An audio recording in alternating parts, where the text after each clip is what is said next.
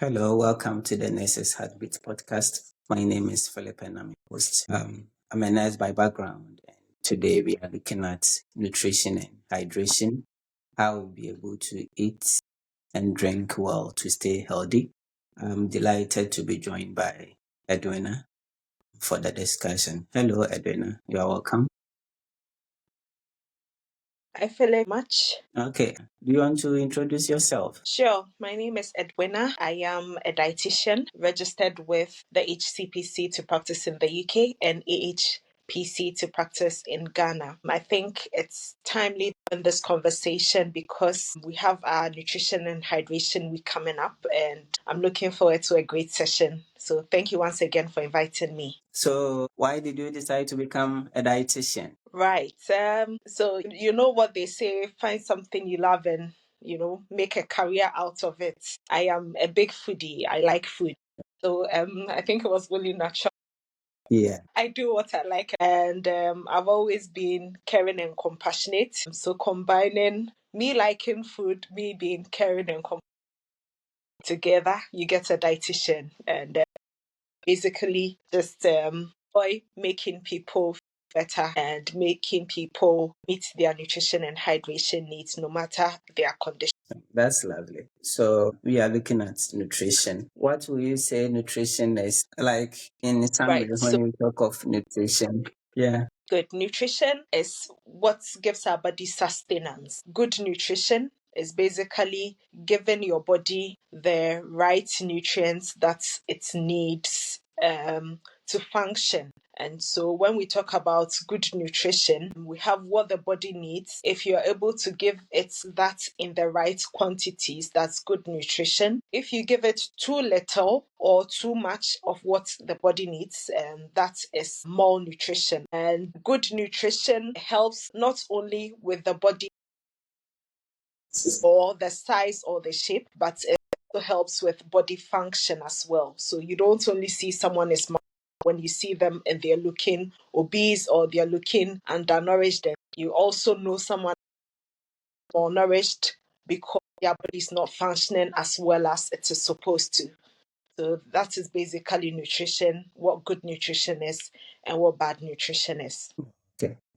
So most of the time, everybody, we are trying to eat healthy, find out how we can eat healthy, and it gets overwhelming sometimes. Where do you think people complicate stuff when it comes to nutrition? Right. So I think people hate things when they start overthinking things. They start trying to themselves needlessly. Sometimes it's just because it's fashionable to do so because there's a new or it's due to, and so at a point it was fashionable to be gluten free, and so everyone, including people who did be jumped on the bandwagon. At a point in time, we all heard of the keto diet, where people were restricting themselves to only one type of food, and a lot of people jumped on that as well. There have been different restrictive diets over the years, and when you try to put yourself in one of those and be really restrictive, that is when you overcomplicate things. Nutrition is very simple as it is. A healthy diet is simply what we were taught back in primary school, where we were taught what a balanced diet is, and we were taught the 6 food groups. So, a healthy diet has food from all of these 6 groups. And, at the end of the day, if you're having a varied diet, then you're meeting all of these 6 food groups, and then your body is getting what it needs. Okay.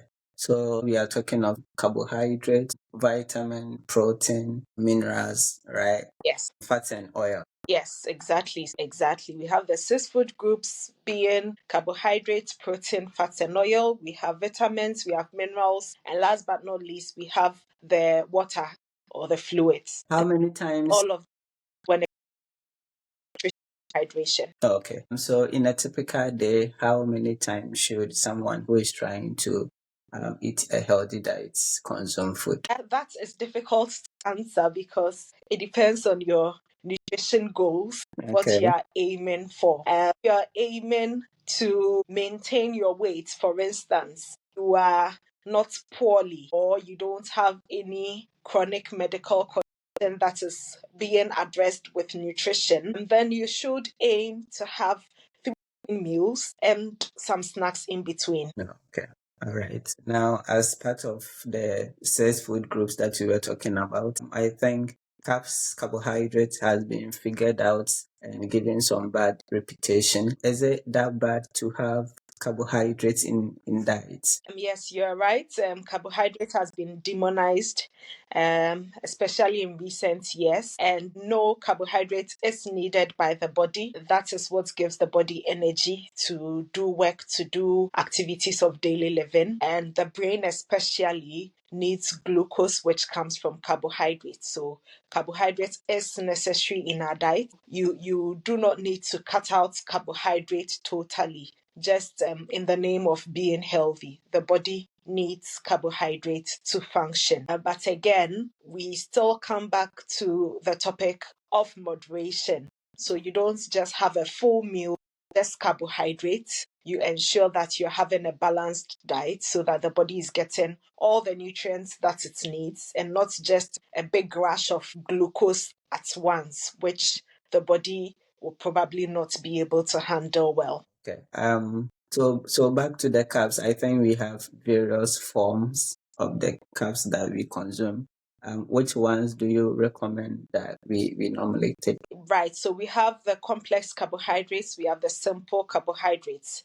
I would advise that as much as possible we stick to the complex carbohydrates. You can get the complex carbohydrates from vegetables, you can get it from fruits. Some fruits also contain simple sugars, but the good news is that it contains a mixture of them. So it's not just purely simple sugars. You get a mixture of simple sugars and sugars from fruits. You can also get complex carbohydrates from legumes and grains, so from your oats or your oatmeal, from your brown rice, from your wheat, from your beans. You can get complex carbohydrates from all of these. Great, that's fine. So you advise that we eat more of the complex ones. Do they have any advantage over the simple ones you talk about? So there's something we call the glycemic index, which we probably have to get time to get into. That explains how the body is able to break down the complex carbohydrates or the simple carbohydrates, any carbohydrate at all, to make glucose or to send it into the most basic form that the body can use. If you have more complex carbohydrates in your diet, your body is able to take its time, break it down, make good use of it, as compared to simple carbohydrates that will just flood your body with a lot of glucose all at once, because again, it is very simple and it just turns into glucose very fast. And so it will give your body basically a sugar rush, and your body might not be able to handle it at the same time. What happens then? Your body stores some of it as fat, or your body is not able to use all of it. It results in hyperglycemia. All right. So I know one example, a common example of simple carbohydrate will be sugar. Is there any way we Yes, can that's right. substitute, because we don't want to have sugar rush and hyperglycemia and all of that?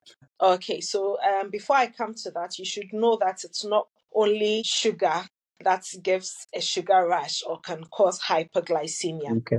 And so again, carbohydrates, sugar has also been demonized. And so a lot of people are saying you cannot ever have sugar. Not right. You can't have moderate amounts of sugar without harming yourself. But other sources of simple carbohydrates are ultra processed foods. So we have foods that have gone through a lot of processing, have been stripped of all their fiber and all the carbohydrates that make it complex and makes it and makes the body longer time to break it down. And so in such case, these also give you a sugar rush, apart from just sugar. Yes. And if you sugar out from your diet for varied reasons, for instance, you think you're having, let's say, 3 cups of coffee a day, and you like your coffee really sweet, and so you're using about 3 spoons for every cup of coffee. You're having some sweetened drinks as well. So you think you're having too many calories. And one of the ways to cut that down is by reducing your sugar intake. You can opt for sweetness, and that would reduce intake and reduce the glucose that is going into your body, but will give you the same sweet taste of sugar. Oh, that's great. So normally when I am at home, when I make tea, I put honey in the tea instead of sugar at home. Is that something that's also good and should be considered? So honey has many beneficial properties. It has some nutrients in there, just apart from the simple sugars that it has. But honey is not a superfood, and it is not a sweetener. So does contain calories, and if you overdo honey, it will lead to a lot of glucose going into you and a lot of calories going into your body. But apart from it containing just glucose, it also has a lot of beneficial properties, antiviral properties and antibacterial properties, and other nutrients as well. That's great and good to know.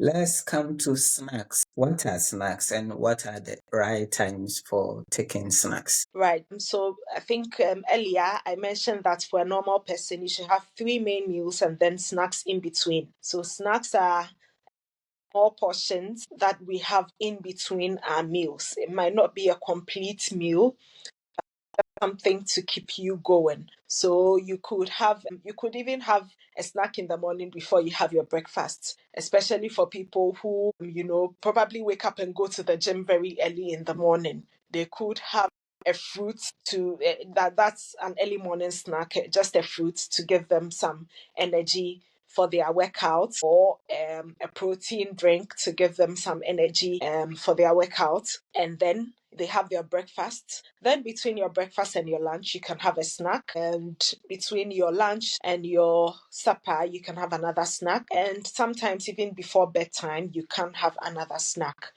And snacks are good because they help to keep your blood sugar stable, especially for people that have issues with hypoglycemia. And it's also good because then I mentioned the brain uses glucose. And so if you're feeling a dip in energy, you've been working hard, and there's a big period between your main meals, it will be good to have a snack. So snacks are good, but we need to see the options that we are having. And so we have very good options as snacks that you could get.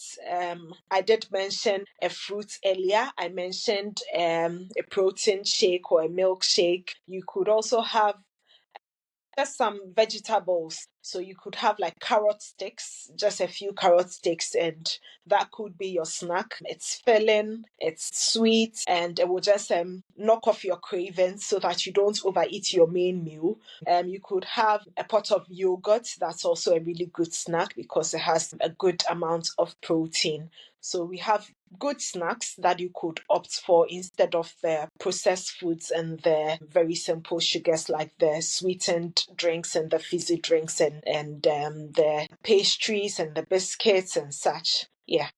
Okay, that's great to know. Let's come back to hydration. What is hydration Yeah. and how best can an individual hydrate his or her body? Right. So majority of your body is made up of fluids, and you need to maintain the body. And there's fluid everywhere in your system. Our blood is made up of fluids, and you need to maintain your fluid levels in your body. And so for an adult over 18, below 60, you require 35 per kilogram body weight. If you are over 60, that requirement comes down to 30 mils per kilogram body weight. So that is the amount of fluid you need to maintain your body function and your tissues, basically. It's not a fixed amount of water one. And again, there could be variations depending on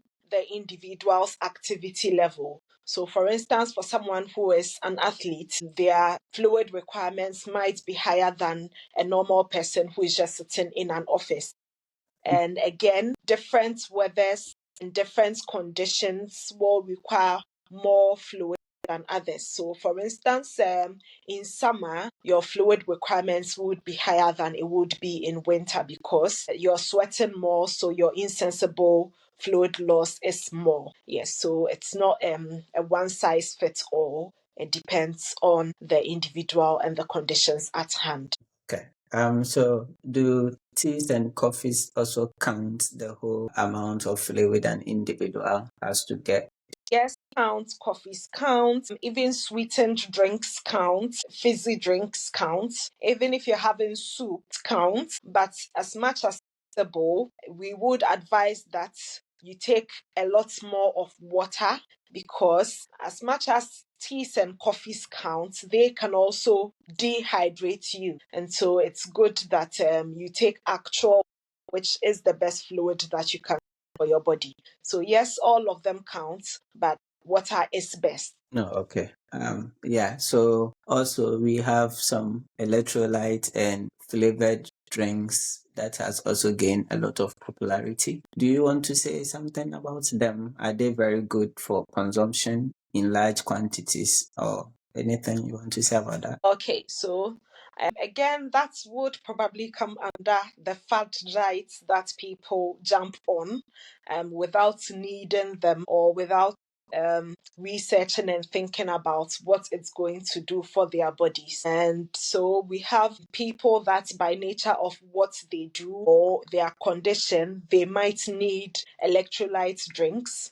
Again, for instance, athletes who do a lot of vigorous exercise and have very large insensible losses will need not just water but electrolyte replacement. If someone has diarrhea or vomiting and is losing a lot of fluids, and they're not just losing their fluids, they are also losing electrolytes, and so an electrolyte drink may be helpful for them. Apart from these people, I think the rest of us who are fine can just have water and we will be okay. Now, when we take a look at the flavored drinks, that is also designed for people who find it very hard to drink just water, and I am one of those people. It's very hard for me to take just water, and so it's just a way to give them incentives to drink more water to meet their hydration requirements.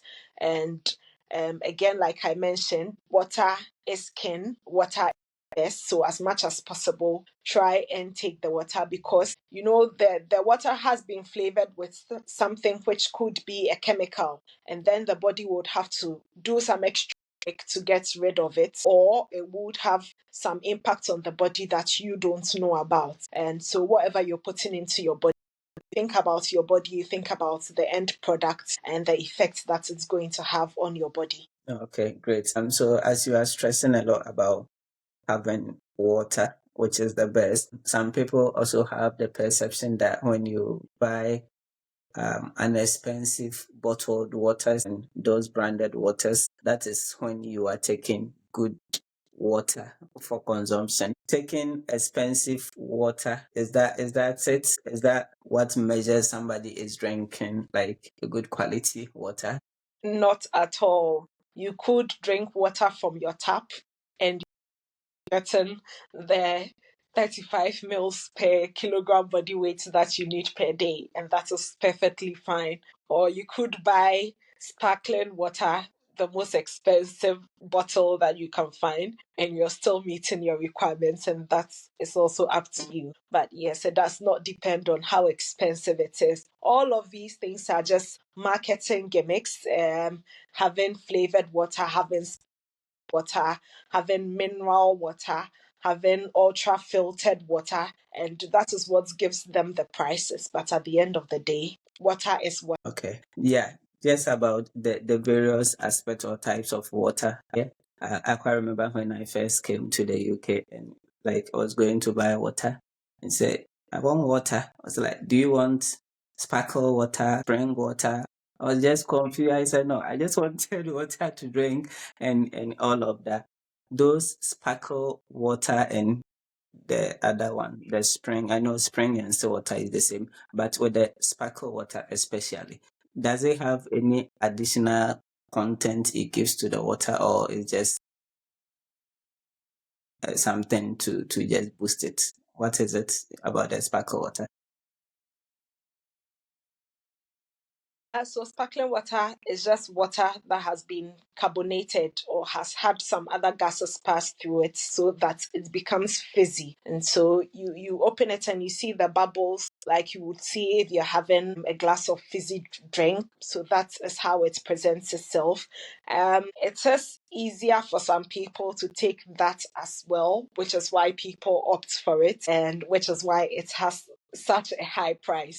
But basically, it is still just water with gases passed through it to make it fizzy. Oh, okay. I have an experience where we went for OSCE training when we started the OSCE thing here when I arrived. And we were served with water on the training. And we didn't have an idea of the sparkle water. So we took the water and we opened it, and I could see about 5 of my friends. None of them could drink the water. So I was wondering. Then when I took mine too, I was like, oh. Then I check on it and I realized it's sparkle water. That was an experience on its own. Yeah. Yeah, great. So let's break some myths here. There is a saying that you shouldn't Okay. eat in the night, like after 8 p.m., you gain weight, it's not good to eat, and all of that. What is the truth about it? Right. So the body has a natural circadian rhythm, which is that when night falls, when the sun goes down, the body starts to slow down its processes because the body also needs rest. And for many of us, nighttime means sleeping, which is when you're resting and the body is putting things inside. So if you flood your body with a high amount of calories and nutrients at that time, it will be very hard for the body to make use of it or even break it down because the body is getting ready to go into rest mode. So, yes, eating late has its consequences, bad consequences. So, as much as possible, it is advisable to eat quite early, give your body time to process the food, make use of it before you go to bed. All right. So, for some of us, we've had experiences. I remember when I was young, I went to sleep right after a heavy meal and I woke up with indigestion. Why? Because the body had not got the time to digest it before. Yeah, you're nodding. So I can see you have also had that experience. So, yes, if you eat quite late, you do not give your body the time to be able to digest, make use of the food before you go to bed, which does not help. Yeah. So for a lot of us, we have very busy schedules, which means that we can't just wake up and decide what to eat. We have to probably put some thought into it and plan ahead. So, for someone who has 12-hour shifts, you know you're going to finish after 7, after 8. By the time you get home, it is probably 9 p.m. and you're not now going to have a full meal at 9 because guess what? You've had 12 hours of work, you're tired, and you probably start dozing off 30 minutes after your meal. And so, if you're able to plan ahead of time, you'll probably be able to send some food into work and be able to eat before you go home. And then, if you go home, you can just have a bedtime snack before you go to bed. So, that would work. So I want you to talk me through meal prepping and batch cooking. And for people with busy schedules, how are they going to have a smart way of having food without really spending a lot of time in the kitchen? All right. So, I would say that for people with very busy schedules, you can do batch cooking or you can do meal prepping, or even in the UK, we have, the ready to eat foods that you can get from the shops. And you can have some really healthy options amongst these. So those would also be helpful. So when we talk about batch cooking, is when you're making a large amount of food, and in this case, I would advise that you portion them out before you store them, preferably in a freezer, so that it's able to store well and we are able to prevent stories of food poisoning and such. So in such a case, food in bulk, you dish them out into your individual portions and then you freeze them. When you need to eat them, you take it out. Once you defrost, you do not refreeze. So that is the principle behind that. So that is batch cooking or meal prepping, which is when you start with the meal. So, for instance, you want to do overnight oats, and so you will put your oatmeal, you would put your milk in it, and then the next morning, because you're hard for time, you just cut up some fruits, some nuts, and then you put there, and then your meal is ready. So just as the name indicates, it's meal prep, which means you've already prepared. And it also helps because you have done the base, you have done much of the work already, which also means that you have put some thought into it and you have planned ahead. So you already know what you're going to have. So you don't now wake up and sit down for 30 minutes thinking, what am I going to eat? And then maybe you go to the fridge and open it and spend 10 minutes looking at what ingredients have I got and what can I make with these? You have already done half of the work, and then you wake up, and then if you have a chicken and salad, you have your chicken already fried, frozen, you defrost it, you make up your salad, and then you're good to go for the day. And when it comes to the ready meals, most of our shops and our supermarkets have ready meals that are already made that you just need to pop in the microwave. Of course, those are not as healthy as your homemade ones, but it's the lesser of two evils. So that would also help if you have a really tight schedule or a really busy schedule. We mark the nutrition and hydration week. What is the expectation? What are we supposed to do in this period? What is the reflection about? Yes. So this nutrition and hydration week, it's just a period to remind ourselves. It's a period for us to self-reflect, look at your body. Like I said, your body will give you signs. And so it's a period for us to, do some conscious thinking and know what we are putting into our bodies. And one thing that we usually forget about is the hydration part of the nutrition and hydration week. And it's important that in a good amount of fluid per day to be able to meet your fluid requirements.